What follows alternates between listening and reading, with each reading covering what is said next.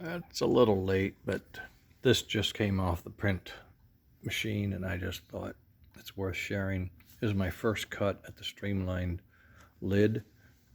I mean, the more streamlined lid. This was sort of the square shoulder Chicago Bears lineman lid. This is more streamlined and matches some of the photos I'd seen of Royal Blues. And I can't get over the fit. It just fits so nice. I'll explain how I built it later, but there's some gaps in here and some gaps in here. You can see through it. You can see the light coming through, so we'll have to work on that. But the main piece is that it fits. This may be I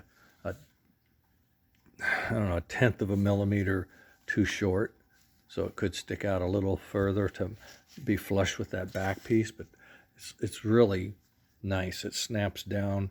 It has a ledge that hangs over, and the fun thing is it's not loose. There's no wiggle.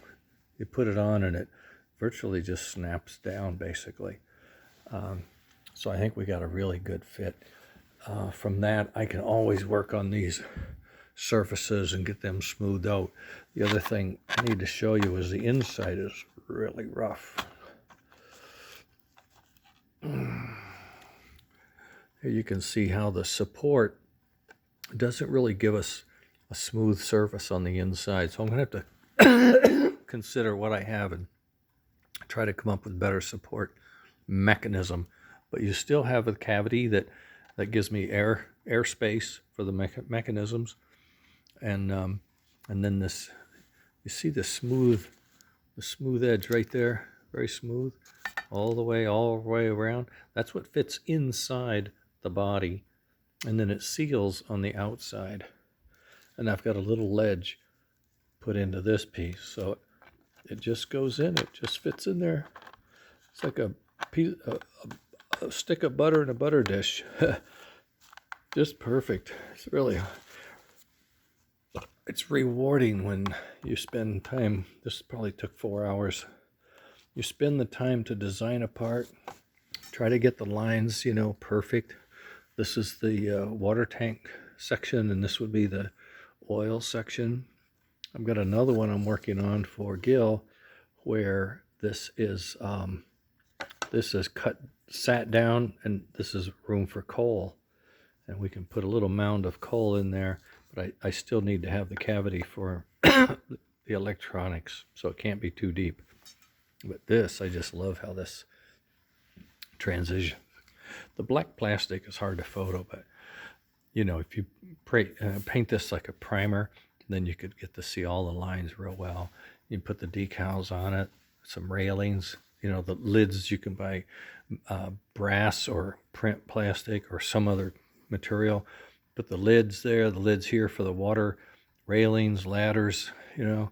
Just really, I think it's really going to work out well. I have this screwed together, and when it's screwed together, the pieces all told, this is really a very rugged piece. It really is. Snaps together, it's rugged.